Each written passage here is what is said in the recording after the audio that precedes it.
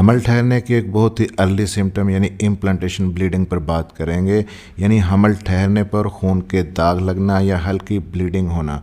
Implantation पर काफ़ी सारी वीडियोस में हम बात कर चुके हैं, लेकिन एक सवाल जो रह जाता है और फ्रीक्वेंटली पूछा जाता है कि हमल ठहरने की ये ब्लीडिंग यानी इम्प्लांटेशन ब्लीडिंग कितने दिन होती है, कितने दिन रहती है और कब होती है। क्योंकि अक्सर ख़वातीन जिनको मेंसेस थोड़े आते हैं या इर्रेगुलर मेंसेस होते हैं वो इम्प्लांटेशन की ब्लीडिंग को मेंसेस की ब्लीडिंग के साथ कंफ्यूज कर जाती हैं। तो आज की इस वीडियो में आप जान पाएंगे कि इम्प्लांटेशन ब्लीडिंग की एग्जैक्ट पहचान क्या है और ये किस दिन होती है और कितने दिन रहती है। मेरा नाम है डॉक्टर ताहिर। आगे बढ़ने से पहले चैनल को सब्सक्राइब ज़रूर कर लीजिएगा। और आप में से कुछ कपल्स का ये सवाल होता है कि औलाद के लिए कोशिश कर रहे हैं, प्रेगनेंसी नहीं हो रही, बेटियां पहले हैं, बेटा चाहिए, तो इसके लिए क्या करें। हम कोई महंगा ट्रीटमेंट भी अफोर्ड नहीं कर पाते, कुछ बता दें।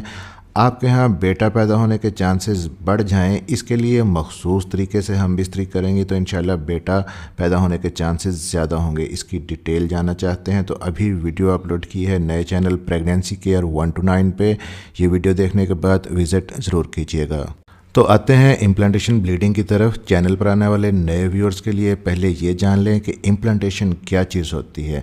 हर खातून को साइकिल के तकरीबन 14वें दिन ओवुलेशन डे जो उसका होता है उस पर एग रिलीज़ होता है, अंडा खारिज होता है उनके अंदर, और एग रिलीज़ होता है ओवरीज से। हर खातून के अंदर 2 ओवरीज होती हैं, एक यूट्रस की लेफ़्ट साइड पे, एक राइट साइड पे। 1 महीने राइट साइड की ओवरी से एग रिलीज़ होता है और 1 महीने लेफ़्ट साइड की ओवरी से एग रिलीज़ होता है। और फिर एग जब रिलीज़ होता है, अंडा खारिज होता है, उसके बाद वो फिलोपियन ट्यूब में चला जाता है और फिलोपियन ट्यूब के अंदर ही ठहरता है।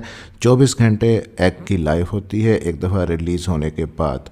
अब इस दौरान में आप अपने हस्बैंड के साथ हम बिस्तरी अगर कर लेती हैं, हस्बैंड का स्पर्म यूट्रस के अंदर आ जाता है विजाइना और सर्विक्स से ट्रैवल करता हुआ। उसके बाद यूट्रस से स्पर्म जाता है फिलोपियन ट्यूब में और वहाँ पे जो एग पड़ा है उसके साथ मिलकर उस एग को फर्टिलाइज कर देता है। फिर आपका एग 2 से 3 दिन तक उसमें रैपिड सेल डिवीजन होती है और एम्ब्रियो बनता है। लेकिन ये सारा प्रोसेस फिलोपियन ट्यूब में चल रहा होता है। तो ये रैपिड सेल डिवीजन का प्रोसेस 3 से 4 दिन तक चलता है। फिलोपियन ट्यूब के अंदर एम्ब्रियो ग्रो होता है, लेकिन अभी हमल ठहरा नहीं है, प्रेगनेंसी आपने अभी कंसीव नहीं की है, प्रोसेस अभी बाकी है।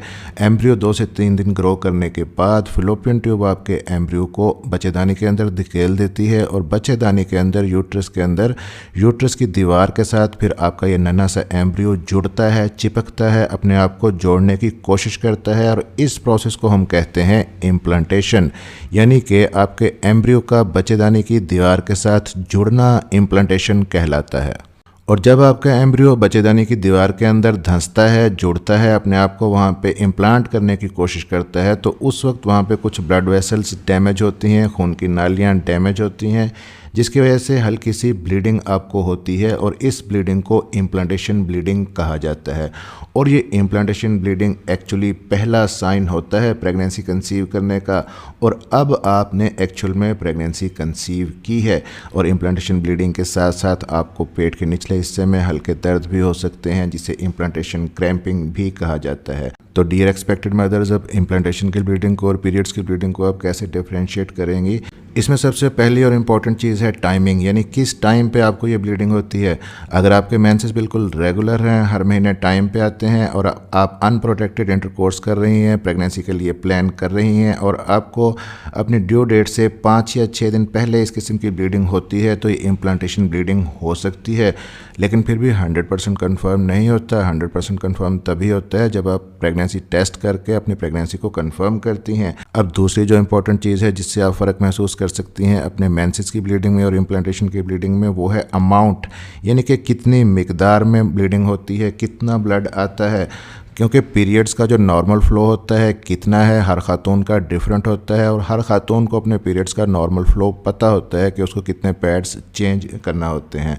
लेकिन जो इम्प्लांटेशन की ब्लीडिंग होती है ये पीरियड्स के जैसा फ़्लो नहीं होता, इतनी ब्लीडिंग नहीं होती, हल्की सी स्पॉटिंग होती है, थोड़ी सी ब्लीडिंग हो सकती है, खून के दाग लगते हैं, धब्बे लगते हैं, स्टेन होते हैं, बहुत ज़्यादा ब्लीडिंग फ़्लो के साथ नहीं होती।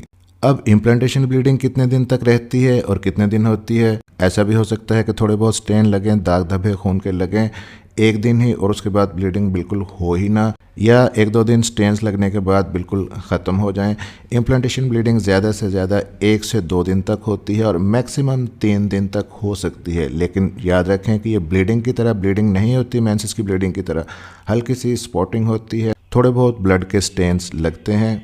तो इस तरीके से आप अपने इम्प्लांटेशन की ब्लीडिंग को पीरियड की ब्लीडिंग से फ़र्क महसूस कर सकती हैं। तो हमारा जो मेन क्वेश्चन था कि इम्प्लांटेशन की ब्लीडिंग कितने दिन रहती है, इम्प्लांटेशन की ब्लीडिंग मैक्सिमम 1 से 3 दिन तक रह सकती है, जबकि पीरियड्स की ब्लीडिंग ख़वातीन में मैक्सिमम 4 से 7 दिन तक हो सकती है। और इन द एंड ये भी याद रखें कि ज़रूरी नहीं है कि सारी ख़वातीन ही इम्प्लांटेशन की ब्लीडिंग को महसूस कर पाएँ। कुछ ख़वातीन इम्प्लांटेशन की ब्लीडिंग को फील कर पाती हैं और कुछ नहीं कर पाती।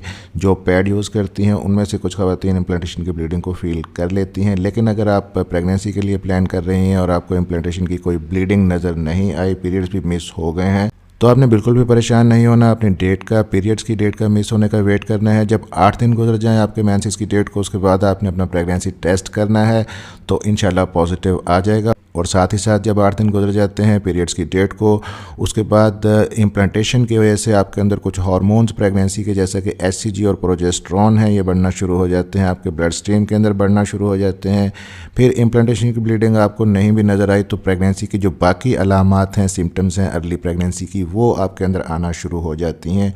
वो क्या क्या हो सकती हैं? आपको नोजिया वोमिटिंग हो सकता है, उल्टी मतली की शिकायत जिसे कहते हैं, मॉर्निंग सिकनेस, आपके सर में दर्द रह सकता है, हल्के चक्कर आ सकते हैं, आपको नींद बहुत ज़्यादा आएगी, भूख या तो बिल्कुल भी नहीं लगेगी या बहुत ज़्यादा लगेगी, पेट के अंदर ब्लोटिंग हो सकती है, गैस हो सकती है, कब्ज़ जैसी शिकायत आपके अंदर हो सकती है, क्योंकि जो प्रोजेस्टेरोन हार्मोन होता है वो आपके इंटेस्टाइन की जो मूवमेंट होती है, हरकत होती है, उनको स्लो कर देता है, जिसकी वजह से ज़्यादा देर तक जो खाना आप खाती हैं अंतड़ियों में स्टे करता है और आपको पेट के अंदर गैस और ब्लोटिंग की शिकायत होती है। यूरिन आपको बार बार आएगा, ऐसा लगेगा एक बार वॉशरूम जाके आई हैं, आपको फिर लगेगा कि अभी दोबारा वॉशरूम जाना चाहिए।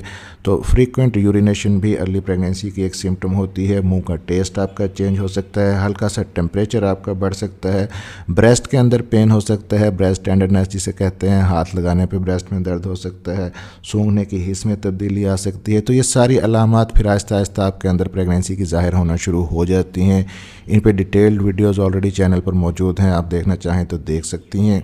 और इन अलामात को देखते हुए अगर आपको थोड़ा सा भी डाउट हो जाता है कि आपने प्रेगनेंसी कंसीव कर ली है और आपका इम्प्लांटेशन का पीरियड चल रहा है, तो अपने इम्प्लांटेशन को सक्सेसफुल बनाने के लिए आपने कुछ एहतियात परहेज़ फ़ौरन से करना शुरू कर देना है। जब तक आपकी प्रेगनेंसी कंफर्म ना हो जाए आपने इंटरकोर्स नहीं करना, अपने हस्बैंड के साथ नहीं मिलना, बहुत ज़्यादा भारी भरकम चीज़ें नहीं उठानी और गर्म चीज़ें डाइट के अंदर ख़ास तौर पर आपने अवॉइड करनी है। और फॉलिक एसिड अगर नहीं ले रही तो फ़ौरन से फॉलिक एसिड की एक टैबलेट 400 माइक्रोग्राम की डेली लेना शुरू कर दें। चैनल को सब्सक्राइब जरूर कर लीजिएगा क्योंकि इस चैनल पर प्रेगनेंसी से रिलेटेड बहुत ही हेल्पफुल वीडियोस आपके लिए मौजूद हैं, और बेल नोटिफिकेशन ऑन कर लीजिएगा ताकि डॉक्टर हेल्पिंग हेल्थ की नई आने वाली वीडियो आप तक पहुंच सके। मिलते हैं अगली किसी वीडियो में, तब तक के लिए अपना ख्याल रखिएगा।